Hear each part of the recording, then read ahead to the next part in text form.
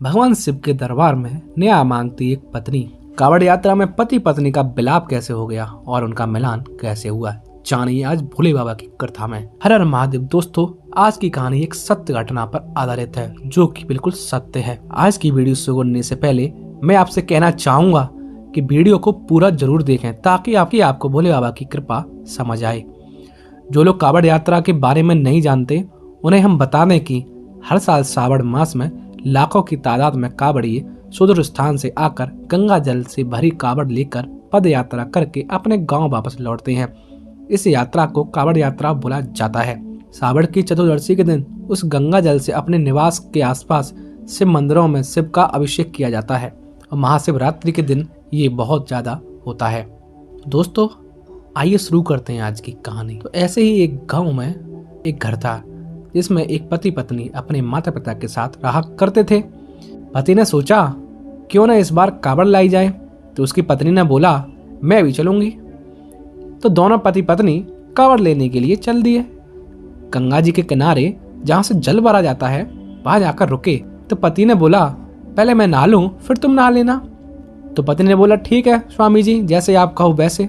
तो जैसे पति ने गंगा जी में डुबकी लगाई वैसे ही पति गंगा जी की तेज बहार में डूबा चला गया और ऊपर नहीं आया।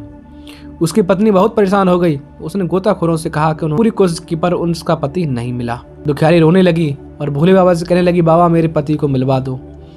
मगर बहुत देर रोने के बाद उसे गुस्सा आने लगा और वो भगवान से कहने लगी आप ढोंगी हो, कभी किसी की नहीं सुनते, आप मेरे पति को खा गए, आप सिर्फ पत्थर हो, आप भगवान नहीं हो। और ऐसे ही उसने हजारों कावड़ियों पर पत्थर मारना प्रारंभ कर दिया। जो उसको समझाता वो उसको मार देती। तो कोई डर के मारे उसके पास आ ही नहीं रहा था। सब समझ रहे थे बेचारी ये पागल हो गई है। तो उसकी ऐसी हालत देखकर एक संत बाबा आए और कहते हैं बेटी क्या हुआ, क्यों परेशान है तू? तो उसने सारी बात बताई। तो संत कहते हैं भोले पर विश्वास रख। जैसे ही उसने भोले बाबा का नाम सुना तो उसने एक पत्थर बाबा को मार दिया और ऐसे ही सड़क पर चलते चलते भोले बाबा के मंदिर के सामने आकर रुक गई। जो लोग कावड़ लेने जाते हैं उनको पता है कि पैरों की हालत क्या हो जाती है। ऐसे ही हाल उस लड़की का हो गया था। तो वो थक हार कर चक्कर खाकर गिर गई। जब उसकी आंख खुली तो उसने अपने आप को उसी मंदिर की सीढ़ियों पर अपने पति की गोद में सर रखा हुआ उसने देखा। उसकी आंखों के सामने उसका पति था।